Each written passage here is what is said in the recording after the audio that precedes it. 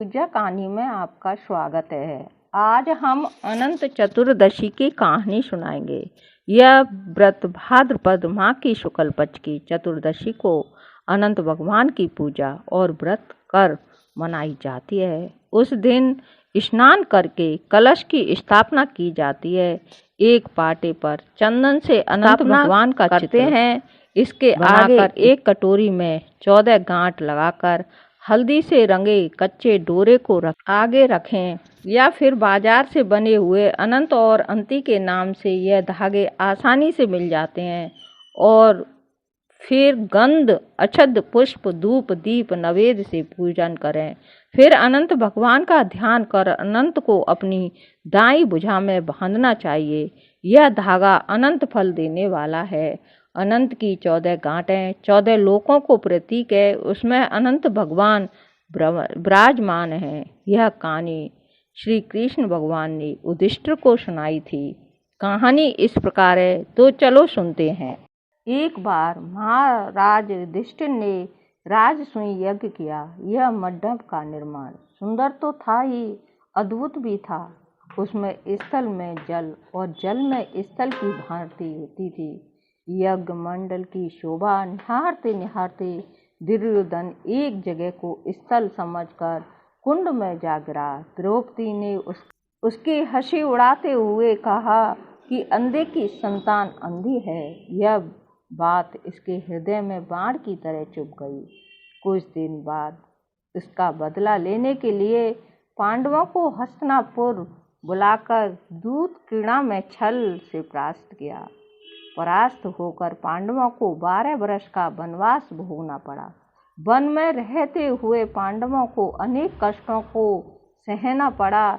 एक दिन वन में युधिष्ठिर से मिलने श्री भगवान कृष्ण आए और युधिष्ठिर ने उनसे सारी बातें कह सुनाई और उसे दूर करने का उपाय पूछा। तब कृष्ण ने उन्हें भगवान अनंत का व्रत करने को कहा। इससे तुम्हारा खोया हुआ राज्य फिर प्राप्त हो जाएगा। इसके बाद श्री कृष्ण ने युधिष्ठिर को एक कथा सुनाई। प्राचीन काल में सुमंत नाम के ब्राह्मण के एक सुशीला नाम की कन्या थी। वह बड़ी होने पर ब्राह्मण ने सुशीला का विवाह कौटिल्य ऋषि से कर दिया। कौटिल्य ऋषि सुशीला को लेकर अपने आश्रम को चल दिए। रास्ते में रात हो जाने पर वो नदी के तट पर शाम को रुक गए। सुशीला ने वहाँ पर बहुत सी स्त्रियों को किसी देवता की पूजा करते देखा।